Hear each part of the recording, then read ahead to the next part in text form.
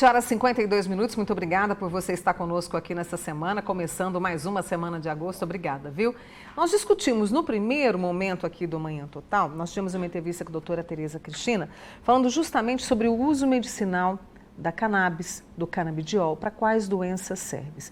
E aí a gente entra agora numa outra esfera, o que diz a lei sobre o uso medicinal da cannabis e do canabidiol. Hoje, 25 produtos são aprovados pela Anvisa. E eu vou conversar com o advogado Victor Monteiro, que também vai tomar um cafezinho com a gente hoje. Victor, obrigado. Aliás, já vou te servir um cafezinho também. Me diga, obrigada por ter vindo, o que diz a lei a respeito? Porque a gente deu um primeiro passo ali em relação à regulamentação lá em 2015, né? Sim. E hoje, como estamos? Sim. Existe uma lacuna, uma certa omissão do próprio poder judiciário, do próprio poder executivo e legislativo, porque quando a gente vai ler a questão sobre a legislação de drogas, a gente encontra a Lei 11.343 de 2006, que é a lei de drogas, no caso, e lá nós temos o artigo 28 e 33, né? O famoso 28, que fala sobre o consumo para uso próprio, né? E o 33, que fala sobre o tráfico de drogas. E nessa própria lei tem um dispositivo que fala sobre a possibilidade da regulamentação do uso de ervas medicinais, né, por exemplo, a cannabis, só que a gente não tem nenhum outro lugar falando sobre isso. Então existe uma discussão se o Poder Judiciário é o responsável por fazer essa liberação, e ele faz justamente pela falta de regulamentação, ou se é a Anvisa responsável por isso. Só que a Anvisa, ao mesmo tempo que ela dá alguns passos para frente, ela volta um pouco atrás. Então a gente tinha uma certa liberdade, aí veio o Conselho Federal de Medicina, veio a Anvisa, deu um passo para trás e falou, opa, pera aí que a gente acha que estamos liberando muito, vamos retroceder. Recuar. E aí a gente tem esses produtos que foram registrados com o aval da Anvisa, só que são muito poucos e são muito caros. Então a lei ela não tem ainda uma definição. A gente tem, por exemplo, uma legislação no SUS de São Paulo que ele coloca que pode ser fornecido de forma gratuita pelo SUS. Só que, ao mesmo tempo, a gente não tem uma legislação que define isso para o país todo. Então, por exemplo, Minas Gerais a gente ainda não tem. Existe um projeto que foi apresentado na Assembleia Legislativa de Belo Horizonte, né, em Minas Gerais, e ele ainda está parado, ainda não teve discussão, então a gente ainda tem muito para caminhar. E aí essa discussão emperra, esse recuo vem, até para você tomar um cafezinho aí também, para a gente conversar a respeito disso, por falta de informação, até por quem legisla a respeito desse uso medicinal, da regulamentação? Sim, eu acho que esse é o principal ponto. É o principal ponto, É o principal ponto. Quando a gente pega, por exemplo, a discussão que teve na semana passada, na quinta-feira, quando o STF disse que ia julgar o recurso extraordinário que vai discorrer a respeito da possibilidade ou não da descriminalização da maconha, né, como a gente sempre fala no dia a dia, o Senado correu e fez uma discussão a respeito, né, da possibilidade ou não da regulamentação por vias legislativas. A discussão foi basicamente falar mal. Então a gente tem diversos advogados, diversos delegados, a gente tem vários médicos no Senado Federal e eles ignoram os avanços que a teoria e a prática clínica da medicina tem no dia a dia, junto com os pacientes que são acompanhados, por exemplo, pela doutora Tereza, eles ignoram todos esses fatos e começam a falar, vai causar demência. Mas não apresentam uma tese, um estudo a respeito disso. Então a gente tem uma série de artigos científicos que falam a respeito, porém, na prática, a gente tem um preconceito muito grande, porque a palavra droga, ela é muito forte. E isso vem já desde a década de 20, 30, né? E então tem um preconceito muito grande ainda pela substância. Tanto que a maioria das vezes nós, profissionais da área, temos utilizado mais a expressão cannabis medicinal do que a própria maconha, porque a maconha ainda tem um preconceito muito grande. E a cannabis tem gente que não conhece. Uma vez eu conheci uma pessoa, falei, não, eu tenho um processo que eu falo a respeito da cannabis medicinal. E aí eu percebi que ela não entendeu muito bem, né? Eu falei, não, a maconha é medicinal. Aí ela, como assim? Aí na hora ela pegou. Então muita gente ainda não conhece o termo cannabis, então ele não tem um certo preconceito que tem a palavra maconha.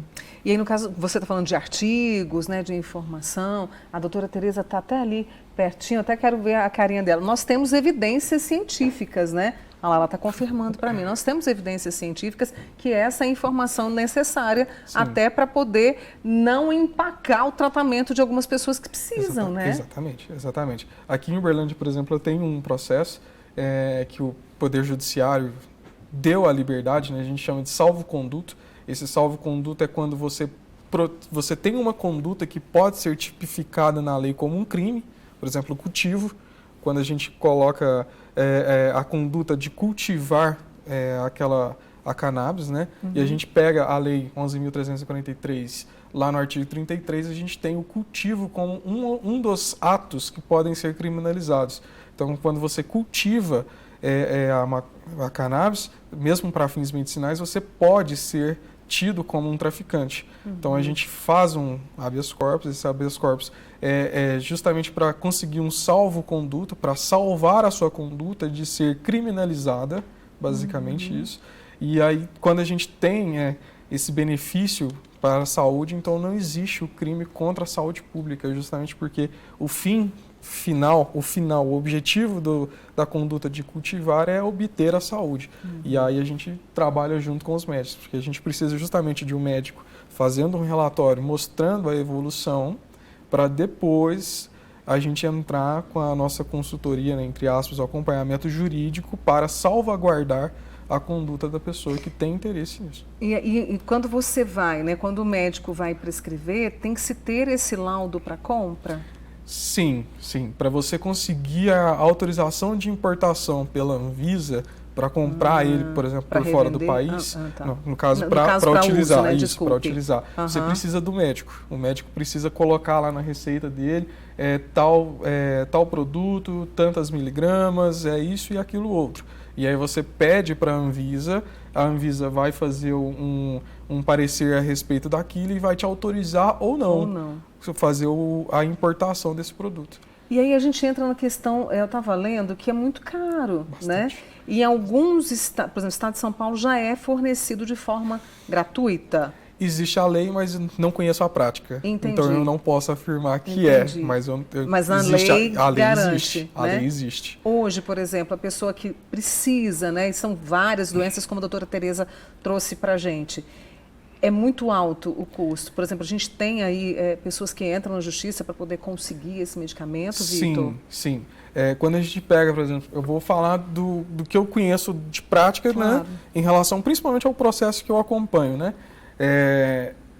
Quando a gente faz o orçamento para fazer a importação do produto que foi receitado, a gente tem um custo de quase R$50 mil por ano. Nossa. Aí você para ver a situação financeira da família. Família é motorista, não tem condição, né? Filho pequeno, então não tem aquela condição para fazer a compra. Na farmácia você chega lá, né? E antes, quando existiu a primeira regulamentação do canabidiol, por exemplo, nas farmácias, ainda tinha informação pelo Google, né? Quando você pesquisava lá o nome do produto, aparecia o preço. Hoje em dia não aparece, mas ele era R$ 2.500, R$3.000. Então é um produto muito caro. E aí a alternativa mais barata é o cultivo. Então, como o custo é muito alto e a maioria das vezes a família não tem o dinheiro para fazer a compra, a importação, ou muito menos comprar isso nas farmácias, resta para ela se recorrer ao judiciário ou para fazer um plano de saúde pagar para ela, ou o Estado fornecer de forma gratuita para ela, ou ela ser autorizada para fazer o cultivo. E o problema justamente do cultivo é esbarrar na seara criminal e ser preso como um traficante. A gente precisava de mais discussões, principalmente do poder público, para ajudar, né, para deixar tudo claro, né, específico, e também ajudar o trabalho dos médicos, que tem essa alternativa que pode ajudar bastante. Já existem, né, médicos veterinários utilizando isso em animais. Eu então, li também. Tem uma gama muito grande hoje de atuação profissional da saúde, né, em relação à cannabis, e existe uma falta muito grande de discussão. Por exemplo, aqui em Uberlândia nós nunca tivemos essa discussão, seja na Ordem dos Advogados do Brasil, e isso é uma coisa que eu tenho conversado aos poucos para a gente levantar isso. A gente já teve essa discussão sobre as drogas. E aí se leva algum psiquiatra ou alguma pessoa para falar mal dela sem abrir o espaço da utilização medicinal, que aqui nós não estamos falando do uso recreativo, e sim do medicinal. Do uso medicinal, claro. E aí nem isso a gente conseguiu abordar dentro da Ordem dos Advogados do Brasil, e né, já fazendo o apelo, a gente vai tentar fazer uma proposta para falar sobre isso, mas também no Poder Executivo e Legislativo a gente também nunca teve essa discussão. E conhecendo aí talvez boa parte dos nossos membros do Legislativo, talvez ela não seria feita. Uhum. Vamos ver. Vamos acompanhar, né? Deixa eu agradecer aqui o Vitor Monteiro, advogado, né, que veio contar para a gente mais sobre a regulamentação, sobre a lei, o que diz aí, né, quando se trata do uso medicinal da cannabis. É claro que o Manhã Total vai continuar, por isso, tanto a você quanto a Tereza, eu peço aí que, né, nos contem como é que estão as discussões, o que está acontecendo de novidades, para que a gente possa trazer para o nosso público, tá bom? Com certeza, pode deixar conosco. Obrigada, Vitor.